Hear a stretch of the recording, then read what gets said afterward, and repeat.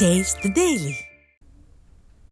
திருவாரூர் மாவட்டம் திருத்துறைப்பூண்டி அருகே அரசு பேருந்திலிருந்து இறங்கும்போது தவறி விழுந்ததில் பேருந்தின் பின் சக்கரமேறி பெண் ஒருவர் சம்பவ இடத்திலேயே உயிரிழந்தார். வேதாரண்யத்திலிருந்து திருத்துறைப்பூண்டி நோக்கி சென்ற அரசு பேருந்து செங்காந்தலை பாலம் பகுதியில் நின்றபோது கௌரி என்ற பெண் இறங்கிய நிலையில் தடுமாறி கீழே விழுந்ததில் பின் சக்கரமேறி உயிரிழந்தார்.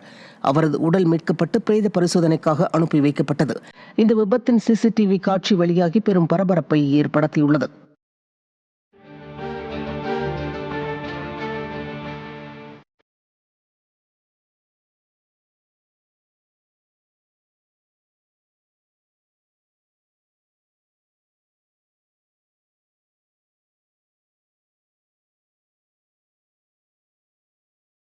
தேனி மாவட்டம் கம்பத்தில் மன வளர்ச்சி குறைபாடுடைய சிறுவனை பாலியல் வன்கொடுமை செய்த நபருக்கு 25 ஆண்டுகள் சிறை தண்டனை விதிக்கப்பட்டுள்ளது. கம்பம் காந்திநகரை சேர்ந்த சுருளிவேல் என்பவர் 2022ஆம் ஆண்டு அதே பகுதியை சேர்ந்த மன வளர்ச்சி குறைபாடுடைய 15 வயது சிறுவனை மிட்டாய் வாங்கி தருவதாக அழைத்துச் சென்று பாலியல் வன்கொடுமை செய்துள்ளார். இது தொடர்பாக பதிவு செய்யப்பட்ட போக்சோ வழக்கை விசாரித்த தேனி போக்சோ நீதிமன்றம் சுருளிவேலுக்கு 25 ஆண்டுகள் சிறை தண்டனையும் 20,000 ரூபாய் அபராதமும் விதித்து திருப்பூர் மாநகராட்சியில் வாரிசு துணை முதல்வர் உதயநிதியின் வருகைக்காக மேற்கொள்ளப்படும் பேட்ச் ஒர்க் பணிகள் மக்களிடையே அதிருப்தியை ஏற்படுத்தியுள்ளது. திருப்பூர் மாநகர பகுதியில் குண்டும் குழியுமாக உள்ள சாலைகளை சீரமைக்க கோரி அதிமுக கவுன்சிலர்களும் பொதுமக்களும் பலமுறை கோரிக்கை வைத்தும் கண்டு கொள்ளாத திமுக மேயர் மகேஷ்குமார் தற்போது உதயநிதியின் வருகையை ஒட்டி சிறு அளவு சாலை சேதம் அடைந்திருந்தாலும் பேட்ச் ஒர்க் செய்ய உத்தரவிட்டுள்ளார்.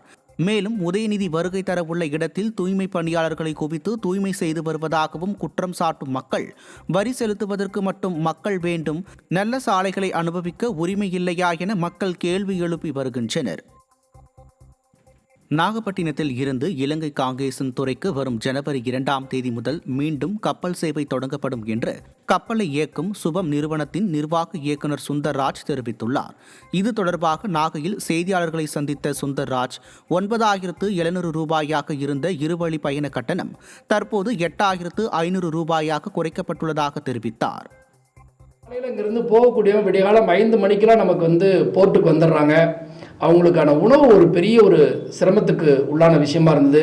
இந்த சேவை ஜனவரி 2ஆம் தேதி துவங்கும் பொழுது காலை உணவாக அவர்களுக்கு இட்லி, பொங்கல், ரவா உப்மா இந்த மாதிரி ஏதாவது ஒரு வெரைட்டி காலையில் பார்த்திங்கன்னா அவங்களுக்கு காலை உணவாகவும், மதியம் அங்கேருந்து கிளம்பி வரக்கூடியவங்களுக்கு ஒரு வெஜிடபிள் பிரியாணி, ஜீரா ரைஸ், தால் மக்களி இந்த மாதிரி ஏதாவது ஒரு மதிய உணவாகவும் கொடுப்பதற்கு நாங்கள் இந்த இருக்கக்கூடிய ஃபேர்லேயே இன்க்ளூட் பண்ணி கொடுக்குறோம். அருகே கஞ்சம்பட்டி கால்வாயில் உடைப்பு ஏற்பட்டு சேதமடைந்த பயிர்களுக்கு ஏக்கருக்கு 55,000 ரூபாய் நிவாரணம் வழங்க விவசாய சங்கம் வலியுறுத்தியுள்ளது.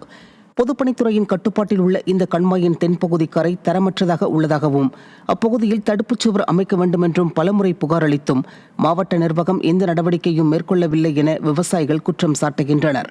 திறனற்ற ஸ்டாலின் அரசின் அலட்சிய போக்கால் கடும் இன்னலுக்கு ஆளாகியுள்ளதாக விவசாயிகள் வேதனை தெரிவிக்கின்றனர். திருவண்ணாமலை மாவட்டத்தில் நடு ரோட்டில் பழுதாகி 2 மணி நேரமாக நின்ற அரசு பேருந்தால் போக்குவரத்து பாதிக்கப்பட்டது. மத்திய பேருந்து நிலையத்திலிருந்து புறப்பட்ட அரசு பேருந்து சிறிது தூரத்திலேயே போலூர் சாலையில் பழுதாகி நின்றது. இதுகுறித்து பணிமனைக்கு தகவல் தெரிவித்தும் பழுது நீக்க எந்த நடவடிக்கையும் எடுக்கப்படவில்லை.